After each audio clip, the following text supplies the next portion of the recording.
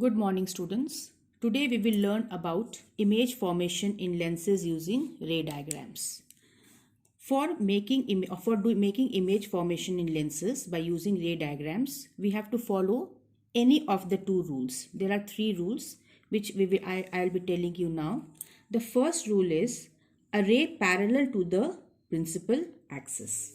So when a ray of light traveling parallel to the principal axis passes or appears to pass through the principal focus of a lens after passing through the lens. So in case of convex lens, it is passing through the focus, and in case of concave lens, it is appearing to pass through the focus. So this is the first rule. Second rule is a ray of light passing through the principal focus travels parallel to the principal focus after passing through the lens. Travels parallel to the principal axis after passing through the lens. So same you can see here, convex lens and concave lens. When a ray of light is passing through the focus, it is traveling parallel to the principal axis, or when a ray of light is directed towards passing through the focus, it is becoming parallel to the principal axis. And the third rule is a ray of light passing through the optical center of the lens passes undeviated through the. I repeat, a ray of light passing through the optical center of the lens, either of the lens, whether it is a convex lens or a concave lens, it passes undeviated. So these are the three rules, and for the geometrical construction of an image formed by a lens, any of the two following rays of light are used. Now the image formation by a convex lens. So now we will be studying about convex lens. There are three cases as we had studied in concave mirror. Same will be of convex lens. First is when the object is at infinity. When the object is at infinity, you can see that the rays of light parallel to the principal axis after refraction passes through the focus. So the image is formed at f2, and size of the image as compared to the object is highly diminished or point sized, and nature of image is real and inverted. Second is when object is beyond 2f1. 2f1 means center of curvature. As I had told you earlier also, that in a lens there are, when we are talking about lens, there are two centers of curvature and two focus. So when the object is beyond 2f1, means beyond c1, then image will be formed between f2 and 2f2, or you can say it is formed between f2 and c2, which you can see. See here, AB is the object. So when the ray of light incident is parallel to the principal axis after refraction, one ray of light passes through the focus f2 and the other ray of light passes through the optical center undeviated. So the two rays of light are intersecting at a point between f2 and 2f2. So position of image is between f2 and 2f2. By seeing this only you can understand that the size of the image is smaller than the size of the object. So size of image is diminished, and nature of image is, since it is formed beyond the just below the principal axis, so it is real and inverted. Now let us see when the object is at 2f1, means at c1. So when the object is at 2f1, let AB be the object. When the ray of light parallel to the principal axis after refraction passes through f2, the other ray of light is passing through the optical center undeviated. So what do you observe? That the point of intersection is at 2f2 or c2. So position of object is at 2f2. Size of image will be same as that of object. So size of image is same size, and nature of image will be, because it is below the principal axis, it is real and inverted. Then come to the fourth case, that is when the object is between f1 and 2f1. When the object is between f1 and 2f1, what do you find? That again the ray of light parallel to the principal axis after refraction passes through f2. Other ray of light passing through the optical center undeviated intersects at a point beyond 2f2 or c2. So what do you find? That the size of the image is enlarged, means it is greater than the size of the object. So position of image is beyond 2f2, size of image is enlarged, and nature of image is real and inverted. When object is at f1. So when object is at in f1, what do we find? That the image is formed at infinity. How? Let us see. Let AB be the object. So ray of light parallel to the principal axis passes through f2. Another ray of light passes through the optical center undeviated. So what do you find? That the ray of light is going at infinite distance. So position of image is at infinity. So size of image will be highly enlarged, and nature of image will be real and inverted. When object is between f1 and O, that is, it is towards the left of the lens. So what do you find? Let AB be the object. So the ray of light is passing through the optical center. When it is extended backward, and another ray of light parallel to the principal axis passes through f2. What do you find here? That they will not meet. So when you extend it backward, you will get it as A dash B dash, and it is above the principal axis. So what is the position of the image? On the same side of the lens as the object. Size of image, you can compare it. It is highly enlarged, and nature of image, since it is above the principal axis, it is virtual and erect. Now when object, let us now understand the image formation by a concave lens. In case of concave lens, we will be studying two cases. First, when the object is at infinity. So when the object is at infinity, just imagine that the object is at infinity. The ray of light after refraction is getting deviated, and when you see it, it is appearing to pass through the focus. So the two rays of light is appearing to meet at f1. So position of image is at f1. Size of image will be highly diminished or point sized as compared to the object, and nature of image is virtual and erect. Now when object is between infinity and optical center of the lens. So let AB be the object between anywhere between optical center and infinity. So the ray of light parallel to the principal axis appear to pass through the focus, and another ray of light passes through optical center undeviated. So the ray of light is the two rays of light are getting intersected between f1 and optical center. So you find that here A dash B dash is the position of the image, which is between f1 and O. Size of image, you can just see that it is diminished or smaller as compared to the object, and nature of image is virtual and erect. Now the sign conventions for spherical lenses. As you all have studied for mirror, the same sign conventions are used for spherical lenses. The only difference is that all measurements in case of mirror was taken from the pole of the mirror. Here it is taken from the optical center of the lens. Then another convention is that object is always assumed to be on the left side of the lens. Then all distances are measured from the optical center of a lens. Upward height with respect to principal axis are taken as positive, while downward heights are taken as negative, same as that of mirrors. Now by convention, remember this is very important, the focal length of a convex lens is positive. We take the focal length of a convex lens on the right hand side, and that of a concave lens is negative, because we take the focal length of a concave lens on the left hand side. This is very important, which you have to remember.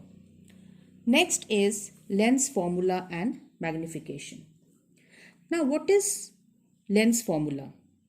It is a relationship. It is a formula which gives the relationship between the image distance and the object distance and the focal length.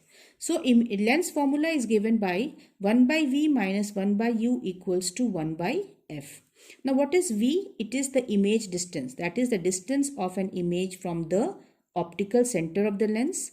U is the object distance. That is the distance of the object from the optical center of the lens. And F is the focal length. That is the distance of the focus from the optical center of the lens. So lens formula is given by 1 by V minus 1 by U equals to 1 by F. Now the magnification produced by a lens, as you all have studied in the mirror also. So again here it is the ratio of the height of the image to the height of the object. So M equals to height of the image by height of the object, that is H dash by H. Now when we take magnification in terms of U and V, it is given by magnification equals to H dash by H equals to V by U. Now let us solve few numericals based on lens. As I had solved some numericals based on mirror, I hope you all must have practiced. Similarly, I am solving two numericals from the lens also. A convex lens has focal length of 20 centimeter. At what distance from the lens should the object be placed so that the image is formed at 40 centimeter on the other side of the lens? Also, state the nature of the image formed. So I have just told you in the sign convention that focal length of convex lens is taken as positive. So F is given 20 centimeter. Now it is formed at 40 centimeter on the other side of the lens, means towards the right side of the lens. So we will take V as positive. So V is equal to 40 centimeter. Remember children, in case of lens, object distance of a convex lens is taken as negative, whereas all the image distance will be taken as positive. Only in the last case you will take V as negative. Okay, just the reverse case as in case of mirror. So V is equal to 40 centimeter. We have to find out U and the nature of the image. So for this we will use the lens formula, that is 1 by V minus 1 by U equals to 1 by F. Just put the values 1 by 40 minus 1 by U equals to 1 by 20. When you solve it, you will get it as minus 1 by 40 or U equals to minus 40 centimeter. This means what? That the object is towards the left of the convex lens. We all know that object is always kept towards the left of the lens. So you can write down the answer as the object should be placed at a distance of 40 centimeter in front of the convex lens. Now we have to find out the nature of the image formed. To find out the nature of the image formed, I am using the formula M equals to H dash by H equals to V by U. Now what is V? 40. U is minus 40. When you solve it, you will get it as minus 1. Now what does my negative sign indicates? It indicates that the image is real and inverted. And 1 indicates that the image is of the same size as that of the object. So you write down the answer. Negative sign shows that the image is real and inverted and of same size is that of the object. Now let us see another numerical.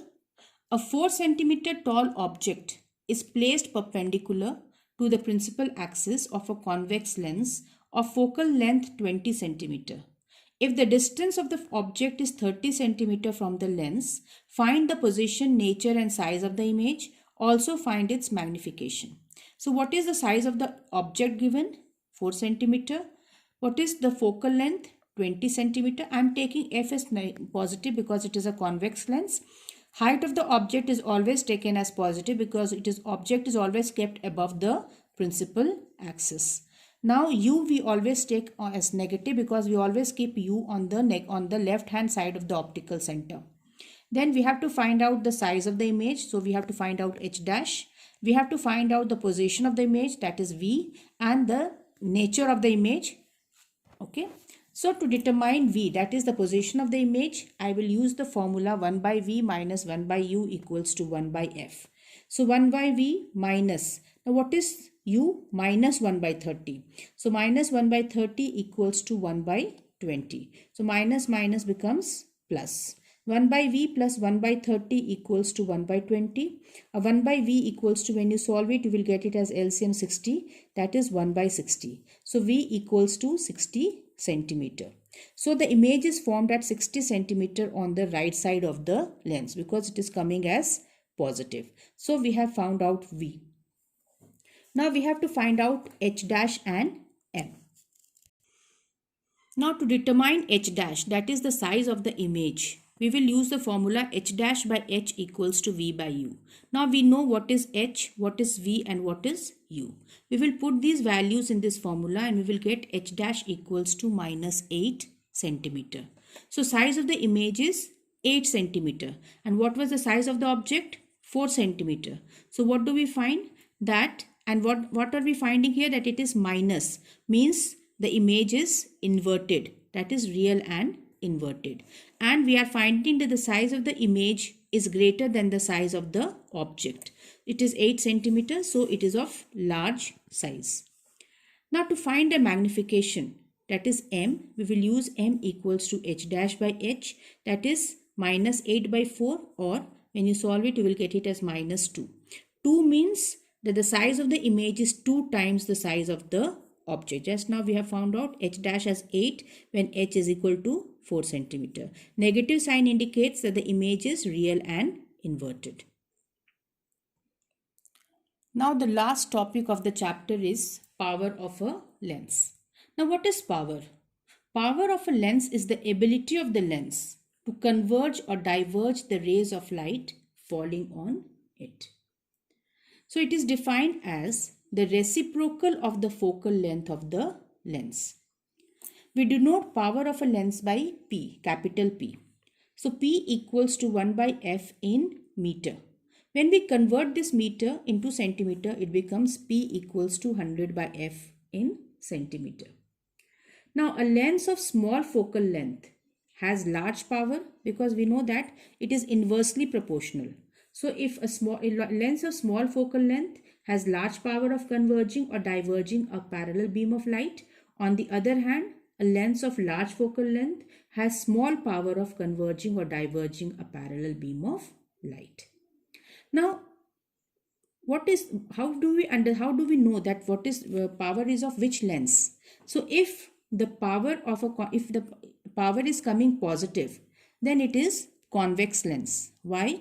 Because we know that focal length of a convex lens is positive. So power of convex lens is always positive, whereas power of concave lens is negative because its focal length is also negative. This you should keep in mind. Now the SI unit of power of lens is diopter, which is denoted by D. So 1 diopter is the power of a lens whose focal length is 1 meter. So this is the definition of the unit of power, that is diopter. So 1 diopter equals to 1 per meter. Now power of a combination of 2 lenses in contact. It is not always necessary that we use only one type of lens. Sometimes more than one lens is used.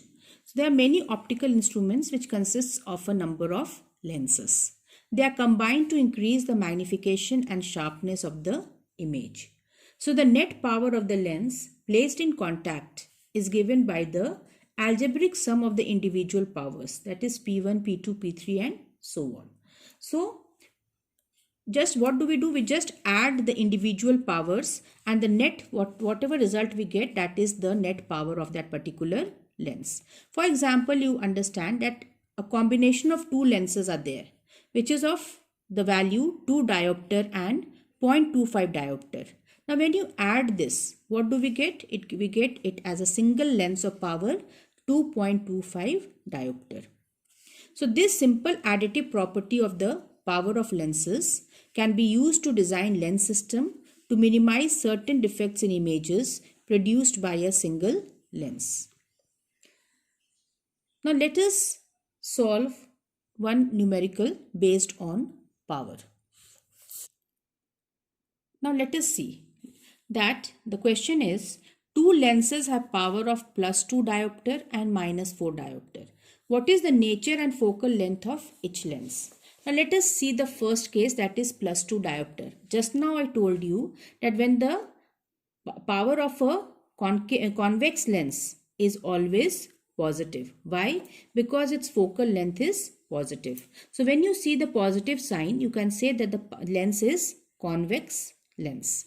So focal length will be equal to, we know 1 by P. Okay, that is equal to, what is P given here? 2. So 1 by 2, that is equal to 0.5 meter or 50 centimeter. Now in second case, it is given -4 diopter. Now by seeing the negative sign only, you can understand that the lens is concave lens. And we know the formula that F equals to 1 by P. That is P equals to 1 by F or F equals to 1 by P. They are inversely proportional to each other. So it is 1 by -4, that is 0.25, minus 0.25 meter or minus 25 centimeter. So children, practice as many numericals as possible and do in text as well as chapter and exercises in your copy. Thank you.